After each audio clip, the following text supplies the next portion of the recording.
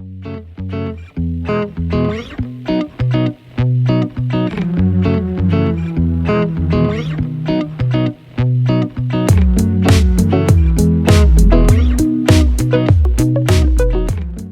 bienestar, vamos a hablar un poco de algunas herramientas para que ustedes se lleven algunas herramientas que le puedan ser de utilidad y que puedan aplicar en el día a día en sus casas. ¿Me escuchan bien? ¿Se escucha bien? Perfecto. Bien. Bueno, antes que nada, felicitar y agradecer a los chicos que han generado el evento como, digamos, como cierre o como parte del cierre de su formación. Se han formado 10 meses con nosotros. Pertenecemos a ECOA, Escuela de Coaching Ontológico Americano. Es una escuela que forma coaches en servicios. Ya les voy a contar un poquito de qué se trata la disciplina del coaching, pero básicamente lo que hacemos los coaches es acompañar a otras personas en un proceso, ¿sí?, de cambio y de transformación para que pueda trascender algunas situaciones de su vida que hoy lo están incomodando o le están siendo algunos resultados esquivos y que a partir de aplicar las herramientas en uno también pueda acompañar a otros para el logro o la búsqueda de resultados que no están pudiendo obtener por sí mismos. Bien, entonces básicamente lo que hace un coach o lo que hacemos nosotros como escuela formadora, formamos coaches, pero a su vez facilitamos herramientas para que las personas puedan trascender situaciones que hoy, como les digo, no están pudiendo eh, transitar por ellos mismos, no están pudiendo trascender y para conquistar algunos resultados que no están pudiendo alcanzar. Por ejemplo, si yo digo, en algún ámbito de su vida, en el que quieran, hay algunas situaciones que no están pudiendo trascender. No hace falta que me lo digan, para que lo piensen, simplemente para que lo piensen y lo tengan ahí en, en su cabeza, ¿no? En algún ámbito de la vida, en el laboral, en el familiar, las relaciones de pareja, en la parte de salud, en la parte de desarrollo personal, en la parte de hobbies o desconexión, en algún ámbito de su vida. ¿Hay alguna situación que no están pudiendo trascender? ¿Hay algún resultado que les gustaría cambiar o mejorar? Bueno, nosotros los coaches acompañamos en procesos a las personas para que puedan lograr esos objetivos que hoy no están pudiendo lograr en cualquier ámbito de su vida. Pero bueno, vamos a conversar y vamos a empezar a conversar aproximadamente, como les dije, vamos a estar una hora y cuarto. Sobre el final vamos a abrir ahí un espacio para conversar un poquito para los que quieran preguntar algo. Yo también les voy a pasar mis redes sociales, mi número, para que los tengan por cualquier cosa. Y voy a pasar una presentación y de hecho después si quieren la grabación o la quieren compartir también la pueden solicitar. Bien, vamos a conversar o a empezar conversando del bienestar, ¿sí? ¿A qué le llamamos nosotros bienestar? A una manera de estar y una manera de sentirse en la vida, ¿sí? Por ahí quizás no estamos hoy bien en todos los ámbitos de la vida, ¿sí? O hay en algunos ámbitos de la vida en que estamos mejor que otros. Bueno, cuando hablamos de bienestar nos vamos a referir al dominio o al ámbito de las emociones, de cómo me siento, ¿sí? Cómo me siento en mi día a día, en, en la relación al trabajo, en la relación a las relaciones personales, en relación a mis actividades, en relación a la circunstancia que están viviendo. Fíjense que nosotros cuando llegamos a la Tierra o cuando nacemos, ¿sí?, cuando empezamos a habitar este mundo, en ese espacio entre que llegamos a la vida y en el que nos vamos a otro plano, más allá o fallecemos según las creencias religiosas o las creencias que pueda tener cada uno, ese espacio que se llama vida, ¿sí?, desde que llegamos a la Tierra o desde que nacemos hasta que nos vamos o hasta que morimos, ese espacio que se llama vida, la pregunta es, ¿cómo lo solemos transitar? ¿Lo transitamos en bienestar? Mayormente lo transitamos en bienestar, en malestar. ¿Cómo lo transitamos? ¿Cómo nos sentimos en ese transitar? Entonces, cuando hablemos de bienestar, básicamente nos referimos a estar bien donde estoy haciendo lo que hago, ¿no? Quizás sea un tanto utópico pensar de un bienestar las 24 horas del día, los 365 días del año. ¿Y por qué sería una utopía pensar que uno puede estar bien siempre? o puede estar bien permanentemente. Vamos a conversar acerca de algunas cosas que nos van sucediendo en ese espacio desde que nacemos hasta que nos vamos y que comienzan en la corta edad o en la infancia. ¿Sí? Cada uno de nosotros ha nacido en un contexto diferente, en una familia diferente, en una ciudad diferente, con un entorno diferente. Y desde pequeño el cerebro humano empieza a absorber información. Es uno de los mecanismos que tiene el cerebro humano, hoy lo descubrimos a través de la neurociencia, de aprendizaje. ¿Qué significa esto? Que el cerebro aprende automáticamente por sí solo. ¿Cómo aprende? Guardando información del medio ambiente. Según la neurociencia y la biología, con una finalidad de supervivencia. Guarda y archiva información para después, cuando se tenga que enfrentar a alguna situación similar a la que se ha enfrentado, ya tenga alguna información, lo que nosotros llamamos recuerdos, y esos recuerdos nos predispongan para relacionarnos con las situaciones o con las circunstancias. ¿Sí? Por ejemplo, si yo de pequeño voy caminando por la calle y de repente se le suelta al dueño un perro y viene y me empieza a ladrar de cerca.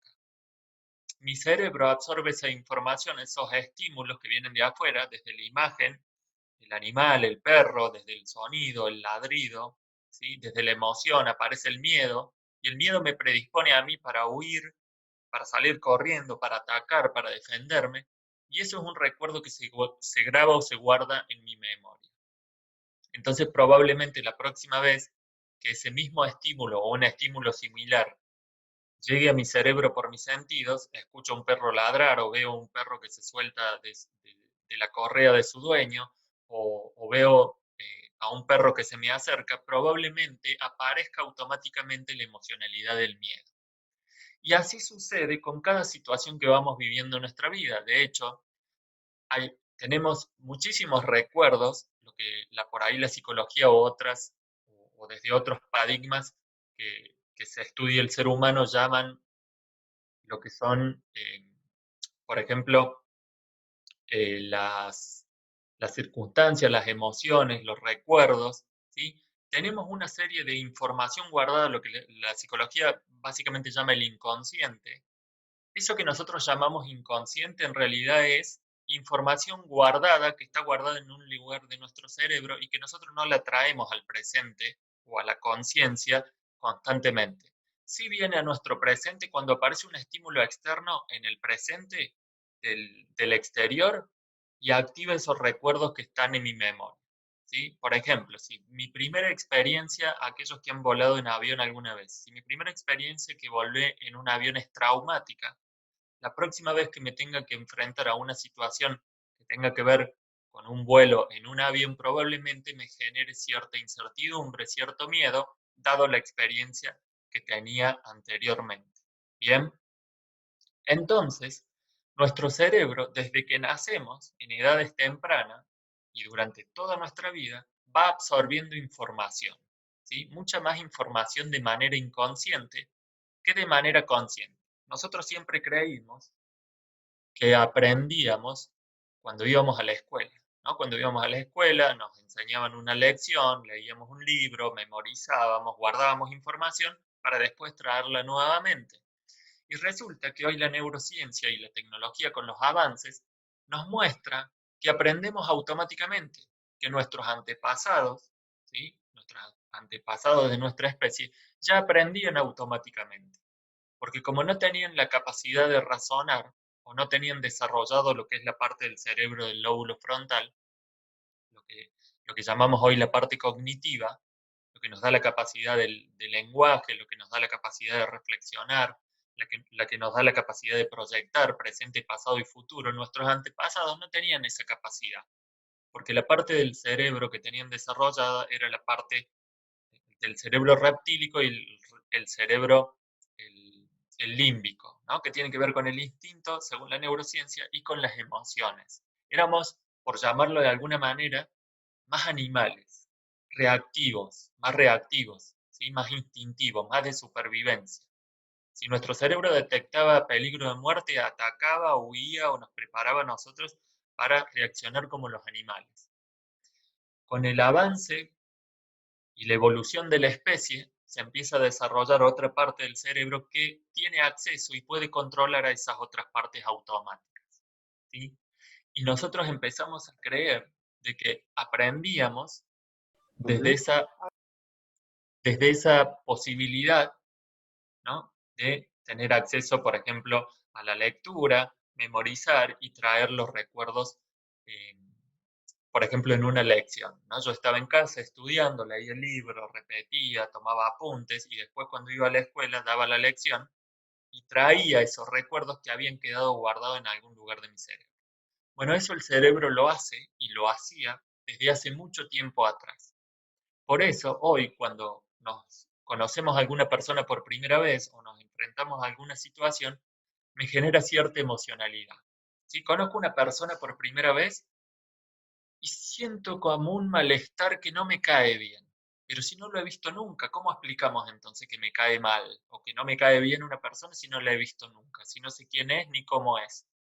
Bueno, porque el estímulo que entra a través de mi visión, su figura, su forma, a través de mis oídos, su tono de voz, lo que dice, cómo lo dice, y a través de los otros sentidos también, cotejan o traen a la memoria información que está guardada. Quizás me recuerda a alguien que para mí no fue agradable. Entonces, desde que nacemos hasta que nos vamos, nuestro cerebro está todo el tiempo guardando información, que nosotros le llamamos recuerdos. Ahora, ¿qué pasa? Que no todos hemos vivido las mismas situaciones, no todos hemos experimentado las mismas situaciones en la vida. Entonces, entonces, si nosotros no hemos experimentado las mismas situaciones y de la misma manera, significa que todos los seres humanos tenemos guardada, Eh, tenemos guardada información diferente en nuestro cerebro. Por eso, por eso se explica que ante una misma circunstancia, una persona reaccione o, o realice determinadas acciones y otra persona reaccione o se relacione con la circunstancia de una manera diferente. ¿A dónde quiero ir con todo esto? Con todo esto quiero ir a este punto. ¿Por qué entonces ustedes creen que hay personas que sí pueden lograr determinados resultados en la vida que nosotros hoy por hoy no podemos lograr? Por ejemplo, hay personas que pueden tener una relación de pareja eh, que yo al verla y valorarla y compararla con la mía, digo, esa relación de pareja es mejor que la mía. ¿Por qué yo no puedo tener ese tipo de relación de pareja? ¿O por qué esa persona puede estar en ese nivel económico o bien económicamente o estable económicamente y por qué yo no puedo? ¿O por qué esa persona puede disfrutar de su familia y yo no? ¿Por qué esa persona puede ser más feliz, más alegre, vivir más en bienestar y yo no? ¿Saben con qué tiene que ver esa diferencia? Con que hemos crecido en contextos diferentes, que la información que tenemos guardada en nuestro cerebro es diferente y que nos relacionamos con el mundo de manera diferente. Por ejemplo, si yo nací en una familia en el que cada vez que yo hacía algo, venía mamá o venía papá o venía un adulto al cual yo valoraba y validaba y le daba autoridad y me decía, así no se hace, lo estás haciendo mal, ¿sí? Y haces mal esto y haces mal lo otro. Entonces crecí en un contexto en el cual mi cerebro absorbió información de que yo no sé hacer las cosas, o yo no sé hacer las cosas bien, o yo no sirvo para determinadas cosas. Bien. O por ejemplo, nací en una familia en el cual cuando yo ya tuve cierta edad, que mi cerebro ya comprendía un poco más lo que sucedía, cuando yo ayudaba a mamá a regar las plantas, mamá me lo agradecía y me daba un abrazo. Y yo experimentaba una sensación en el dominio emocional agradable. Me sentía querido, me sentía amado, me sentía valorado, porque mamá me daba un abrazo porque yo le ayudaba a regar las plantas. Entonces después empecé a ayudar también a papá y lo ayudaba le acercaba las herramientas cada vez que papá quería arreglar el auto, quería arreglar algo o lo que fuera. Y papá me lo agradecía también. y me chocaba la mano o me daba un abrazo y también volvía a vivir una experiencia que era agradable para mí. Entonces empecé a ayudar porque me sentía bien ayudando, ¿no? Y la cultura misma nos dice, las personas que ayudan, las personas solidarias son personas buenas, ¿bien? Entonces mi cerebro va comprendiendo y va guardando información, lo que se van construyendo en lo que son nuestras creencias. Y si yo hoy no tengo un equilibrio, y por esa sensación o esa experiencia o ese pasado de ayudador, de ayudar y sentirme bien ayudando a los demás, claro, está bueno ayudar, sí, pero ¿hasta qué punto está bueno ayudar? Cuando te olvidas de vos, cuando te olvidas de ti, cuando te olvidas de tus necesidades y empezás a ayudar a todo el mundo y no tenés tiempo para ti y no tenés tiempo para las cosas que para ti son importantes, claro, porque te la pasás ayudando a mamá, a papá, a la familia, a los amigos, a los vecinos, a los que no conoces. Entonces, ¿qué tan bueno está ayudar cuando estoy en un desequilibrio en el cual hace que yo no me sienta bien conmigo, con mi vida, que yo no cubra mis necesidades, que no me ocupe de mí, que me ponga el último en la lista? Así todo, como una persona que nació en un contexto, ¿sí?, en el cual se acostumbró a que siempre todos estuvieran para él o todos lo ayudaran, también va a ser una persona quizás que siempre se ponga en el primer lugar y que tenga cierto nivel de egoísmo. Ahora, el ser un ayudador, ser un egoísta, ser un empático o ser un poco empático, ¿está bien o está mal? Y ahí es donde nos entra la confusión, porque la cultura en la que nacemos tiene ciertos estándares, tiene ciertas creencias, ¿sí? Tiene ciertos paradigmas. Ya vamos a hablar de paradigma. ¿Qué es un paradigma? Un conjunto de creencias que me hace a mí creer que el mundo es de determinada manera o que yo tendría que ser de determinada manera para el mundo. Ahora, si a mí siendo egoísta o en un nivel de egoísmo que a mí me sirva y yo me siento bien, a ver, que Samuel no sé por qué se le activa el micrófono cada rato. No sé si están tocando algo. Bien, bueno, retomamos.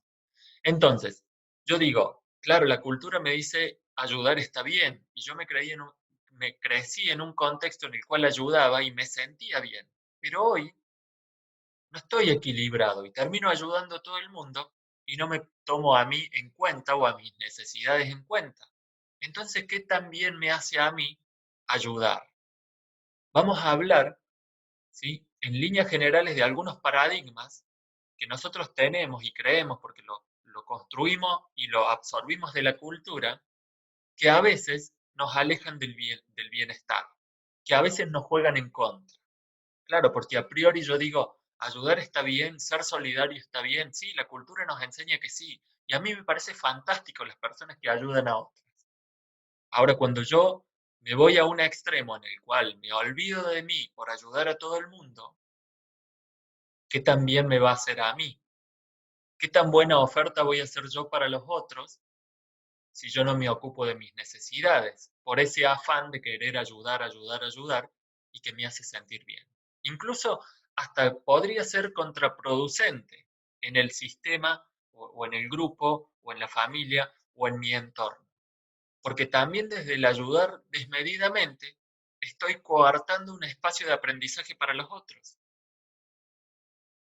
Si yo no genero el espacio para que los otros aprendan a hacer por ellos mismos, para que los otros aprendan a tener autonomía y libertad, yo voy a generar una dependencia que a la larga me va a terminar consumiendo. Y a la larga va a terminar coartando, rompiendo o disgregando ese sistema o ese grupo o esa familia, ¿sí? Vamos a hablar un poco de todo esto. Voy a compartir una presentación que tengo y si van teniendo dudas o preguntas las pueden hacer o las pueden anotar y sobre el final vamos a conversar un poco de todo. Bien, voy a